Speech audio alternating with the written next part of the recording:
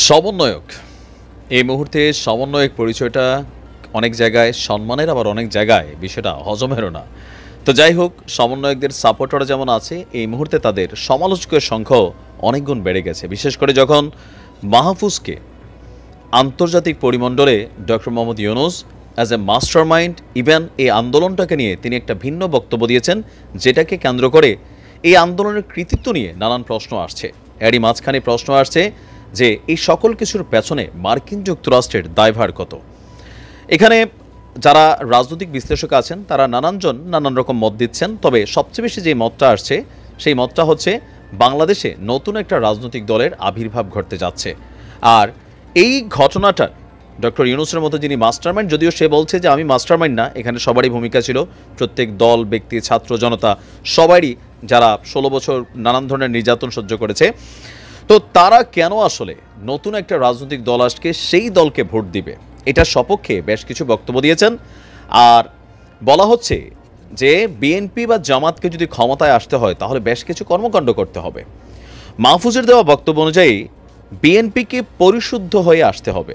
কেমন পরিশুদ্ধ? সে তার ভাষায় বলছে যে একটা দল ক্ষমতা থেকে গেলে আরেকটা দল ক্ষমতায় আসে, যেমন আওয়ামী লীগ এখন নাই, বিএনপি আসছে। বাংলাদেশের বিভিন্ন জায়গায় ইতিমধ্যে বিএনপির বেশ কিছু কর্মকাণ্ড বিতর্কিত হয়েছে, যদিও দলের পক্ষ থেকে সর্বোচ্চ যিনি কমান্ডিংয়ে আছেন তারেক রহমান, মির্জা ফখরুল ইসলাম বা রিজভী সাহেবরা এগুলোর ব্যাপারে আপনার অনেককে বহিষ্কার করেছেন, অনেককে বাংলাদেশের ইতিহাসে প্রথমবারের মতন দেখেছি দলের পক্ষ থেকে নিজের দলের কর্মীদের বিরুদ্ধে মামলাও করছেন, কিন্তু তারপরেও এই বিষয়গুলো স্বাভাবিক হচ্ছে না। এতে করে মাহফুজ মনে করছেন যে দুই একজন মানুষ পরিশুদ্ধ হলে হবে না, পুরো দলটাকে পরিশুদ্ধ করতে হবে। যে একটা সরকার বিদায় হলো, আমরা আবার বসবো, বিভিন্ন জায়গায় চাঁদাবাজি, টেন্ডারবাজি, দখলদারিত্ব, প্রশাসন থেকে শুরু করে একদম ল বা গ্রাসরুট লেভেল পর্যন্ত যে পরিবর্তনগুলো, সেগুলো বিএনপিকে করতে হবে। মানুষ কেন তৃতীয় শক্তিকে ভোট দেবে? কারণ জনগণের একটা বিরাট অংশ এই দৃশ্যপটকে দেখতে চায় না, এই কথা কিন্তু সত্য।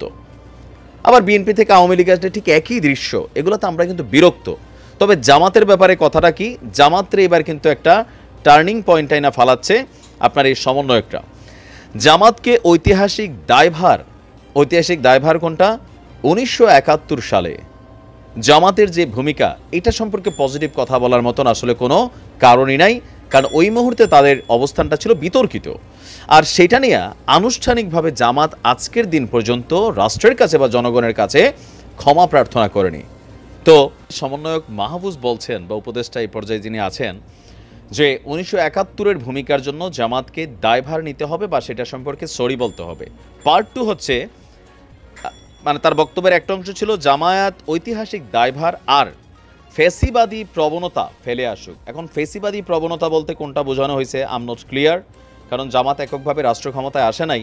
এখন ফেসিবাদ বলতে জামাতের ফেসিবাদ কোনটা আমি জানি না, অথবা ধরেন আমাদের সরকারগুলোর মধ্যে একটা ফেসিবাদী মেন্টালিটি অলওয়েজ হয়ে যায়, সেইটাই বুঝাইছেন নাকি অন্য কিছু বুঝেছেন জানি না।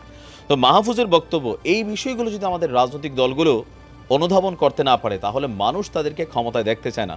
তো আওয়ামী লীগের ব্যাপারে চিন্তাভাবনা কি মাহফুজের? আমি প্রথম থেকে বলছি আওয়ামী লীগের ব্যাপারেও মাহফুজের যে থিমটা সুন্দর। তার বক্তব্য হচ্ছে এই দেশে কোনো দলকে বাদ দিয়া আপনি দেশকে স্থিতিশীল বা একটা টার্গেটে পৌঁছাতে পারবেন না। কেন? প্রত্যেকটা দলেরই নির্দিষ্ট একটা অনুসংখ্যক মানে অনুসারী রয়েছে। যেমন জামাতের রাজনীতি যখন আওয়ামী লীগ বন্ধ করে দিচ্ছিল প্রকাশ্যে, জামাত কি করছে? সে আওয়ামী লীগের ঘাড়েই কিন্তু বৈশা গেছে, আওয়ামী লীগের ঘরেই ঢুকে গেছে। এখন আমরা দেখছি একের পর এক চাঞ্চল্যকর তথ্য। সো আওয়ামী লীগকে ব্যান করে দেওয়া মানে এদেশের মিনিমাম লেভেলে 35 to 40% ভোট কিন্তু আওয়ামী লীগের আছে, এটা আছেই। তো এখন এই মানুষগুলো আসলে কোথায় যাবে? তারা নতুন কোনো ফন্দি ফিকির করবে রাষ্ট্রকে অস্থিতিশীল করার জন্য, দেশকে অস্থিতিশীল করার জন্য, যেমনটা এখন বলাও হচ্ছে বিভিন্ন কর্মকাণ্ডে এখানে আওয়ামী লীগ এই সকল কর্মকাণ্ডগুলো করছে। তো এগুলোতে কী হবে? দেশের ক্ষতি হবে, জানমালের ক্ষতি হবে, রাষ্ট্র অস্থিতিশীল থাকবে। তো মাহফুজের বক্তব্য হচ্ছে আওয়ামী লীগ যা করছে সেটার জন্য তারা মানে অন্যায়ের শাস্তি ভোগ করে সকল যে মেন্টালিটি বা যে চিন্তা চেতনা ভিতরে নফসের মধ্যে ঢুকে গেছে জুলুম নির্যাতনের বা আরও যে বিষয়গুলো আছে সেগুলোকে পরিহার করে তারাও আবার কামব্যাক করে আইসা আপনার একটা নতুন রাষ্ট্র গঠন করতে হবে। তবে এই মুহূর্তে আওয়ামী লীগের জন্য এগুলো সমস্যা না, কারণ কি আওয়ামী লীগ আগামী নির্বাচন 2 বছর পরে হোক 4 বছর পরে হোক আওয়ামী লীগ কিন্তু ক্ষমতায় আসবে না, আসবে বিএনপি। এখন বিএনপির জন্যই হচ্ছে মূল হেডেক আপনার যদি নতুন কোনো রাজনৈতিক শক্তি আসে। তো মাহফুজের বক্তব্যের মুদ্রা কথা, আমরা যতটুকু বুঝতে পারতেছি এখানে তৃতীয় একটা রাজনৈতিক দল আসবে, এই সকল ইস্যুকে চিন্তা কইরা মানুষ আসলে ওই দলটাকে ভোট দিবে। এখন সেই দলটা কিভাবে সাজাবে, কে দলটার প্রধান হবে, কিভাবে কি করবে, সেটা আসলে এখন অনেকটা অস্পষ্ট, যেহেতু এটা লম্বা সময় তারা হাতে পাচ্ছে।